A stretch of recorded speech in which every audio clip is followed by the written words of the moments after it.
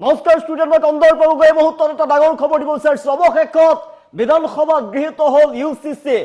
বহু বিতৰ্কিত বিধায়ক ইউচিচি বিধানসভাত গৃহীত হৈ পৰিছে সংখ্যাগৰিষ্ঠতাৰে। বিধানসভাত ইউচিচি গৃহীত হৈ পৰিছে। জনজাতীয় লোকক ইউচিচিৰ আওতাৰ পৰা বাহিৰত ৰখা হ'ব। লিভ-ইন ৰিলেশ্যনশ্বিপ আৰু বিবাহক লৈ বাল্য বিবাহ, বহু বিবাহক লৈ বহুতো কথা আছে ইউচিচিৰ জৰিয়তে। আমি জনাইছোঁ বিগ ব্ৰেকিং অৱতত জনাইছোঁ কি নিয়ম আছে ইউচিচি। সংখ্যাগৰিষ্ঠ সমৰ্থনেৰে বিধানসভাত গৃহীত হৈ পৰিছে ঐতিহাসিক আইন ইউনিফৰ্ম চিভিল কোড। আৰু ইউচিচি আইন কাৰ্যকৰী হোৱা দেশৰ ভিতৰতে তৃতীয়খন ৰাজ্যৰ স্থানত অসমৰ নাম। অসমত ইউচিচি গৃহীত হৈ পৰিছে উত্তৰাখণ্ড, গুজৰাটৰ পিছতে অসমত গৃহীত হৈছে ইউচিচি। আৰু এই আইনত কি থাকিব জনাই আছো। জনজাতীয় লোকক ইউচিচিৰ আওতাৰ পৰা বাহিৰত ৰখা হ'ব।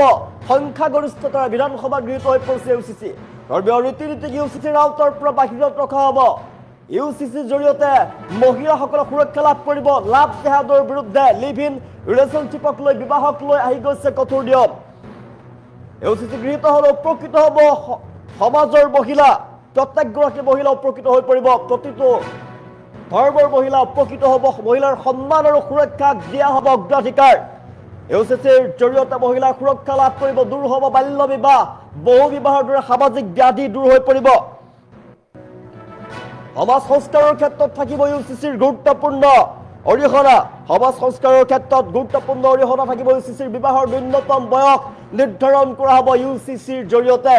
ইউনিফৰ্ম চিভিল কোডৰ জৰিয়তে বিবাহৰ ন্যূনতম বয়স কিমান হ'ব লাগিব সেয়া নিৰ্ধাৰণ কৰা হ'ব। ল'ৰা ছোৱালীৰ সম্পত্তিৰ অধিকাৰৰ অন্তৰ্ভুক্ত ইউচিচিত ইউনিফৰ্ম চিভিল কোডত অন্তৰ্ভুক্ত হৈ পৰিব। লিভ ইন ৰিলেশ্যনশ্বিপৰ বিষয়ে অনা হৈছে বহু নিয়ম ইউচিচিৰ জৰিয়তে। ইউচিচিৰ জৰিয়তে বহুকেইটা নিয়ম অনা হৈছে। প্ৰতিগৰাকী লিভ ইন পাৰ্টনাৰৰ বাবেও ডাঙৰ খবৰ।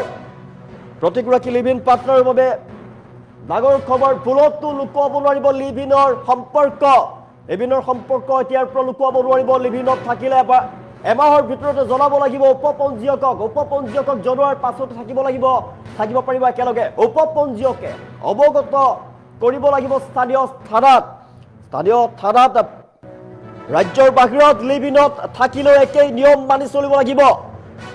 আৰু যদি উপপঞ্জীয়কক নজনোৱাকৈ একেলগে এমাহ ধৰি লিভ ইনত থাকে তেনেহ'লে সাব্যস্ত হ'ব দোষী সাব্যস্ত কৰা হ'ব। যদি উপপঞ্জীয়কে গম নাপায় 3 মাহ ধৰি খাটিব লাগিব, জেল ভৰিব লাগিব, জৰিমনা। লিভ ইনত থকা এজনৰ বয়স হ'ব লাগিব 21 বছৰ।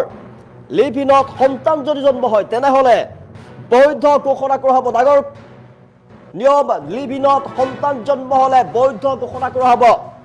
লিভ ইনত থকাৰ পিছতে যদি বিচ্ছেদ বিচাৰে, কোনোৱে যদি বিচ্ছেদ বিচাৰে তেনেহ'লে দুয়োজনৰ সন্মতিতহে বিচ্ছেদ হ'ব। আৰু সন্মতি অবিহনে যুৱতীক যদি এৰি দিয়ে তেনেহ'লে ভৰিব লাগিব ভৰণ পোষণ বিচাৰি যুৱতীগৰাকী কাষ চাপিব পাৰিব। আদালতৰ কাষ চাপিবও পাৰিব।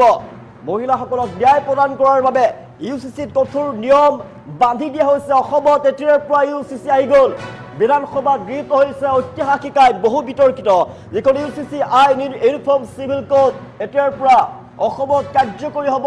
সমাজ সংস্কাৰৰ ক্ষেত্ৰত ইউচিচিৰ গুৰুত্বপূৰ্ণ ভূমিকা থাকিব। বিবাহৰ ন্যূনতম বয়স কিমান হ'ব সেয়া নিৰ্ধাৰণ কৰিছে ইউচিচিয়ে।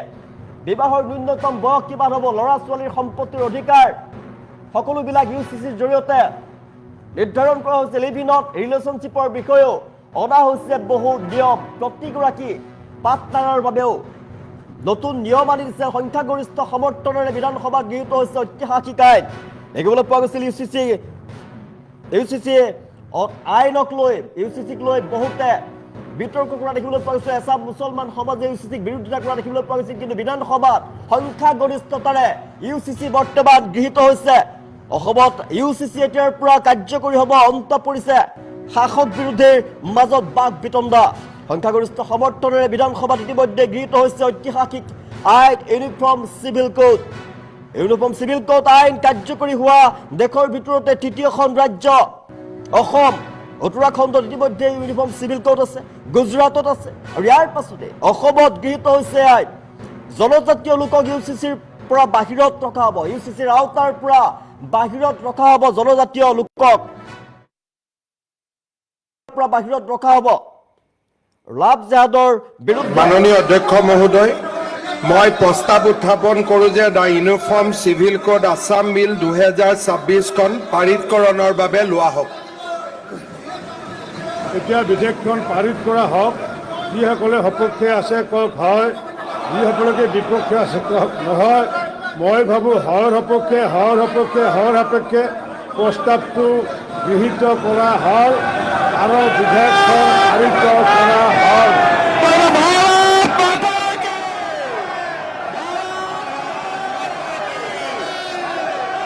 এতিয়া কাৰ্যসূচী নম্বৰ 2, মাননীয় মুখ্যমন্ত্ৰী ডাঙৰে the north Lakhimpur university amendment বিলখন উত্থাপন কৰিব।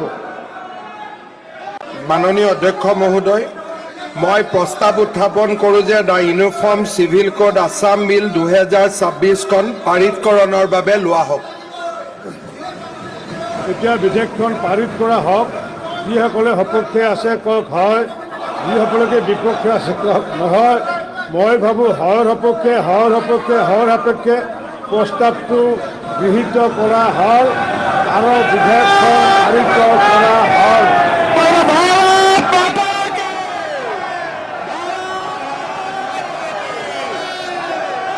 এতিয়া কাৰ্যসূচী নম্বৰ 2, মাননীয় মুখ্যমন্ত্ৰী ডাঙৰে the north Lakhimpur university amendment বিলখন উত্থাপন কৰিব।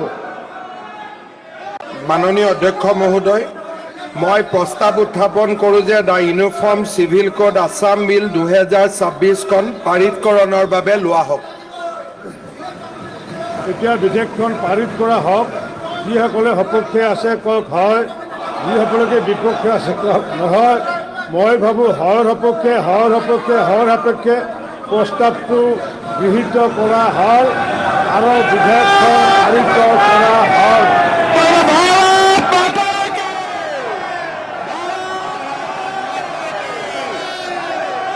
এতিয়া কাৰ্যসূচী নম্বৰ 2, মাননীয় মুখ্যমন্ত্ৰী ডাঙৰে দ্য নৰ্থ লখিমপুৰ